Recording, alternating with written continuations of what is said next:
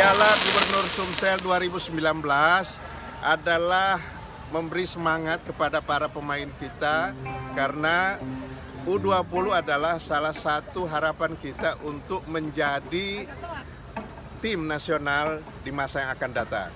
Oke. Itu. Jadi Sumatera Selatan saya berterima kasih kepada Pak Gubernur yang sudah langsung melaksanakan Impres nomor 3 tahun 2019 pertama di Indonesia.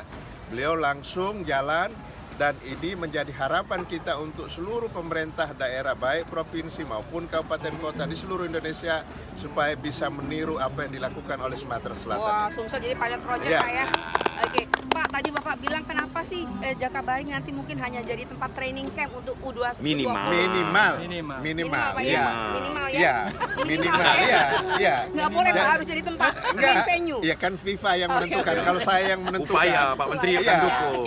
Tetapi ada tempat-tempat yang buat training camp, buat venue utamanya. Jadi minimal itu. Iya. Gitu loh. 6 bulan loh training camp itu. 6 bulan. Jadi perputaran ekonomi di Sumatera Selatan luar biasa. Oke. Dan itu harapan-harapan dari semua. Kalau saya yang menentukan, Pasti. saya Jakabaring pasti. Tapi sayang bukan saya presiden FIFA-nya kan. Oke. Iya. Terima kasih Pak.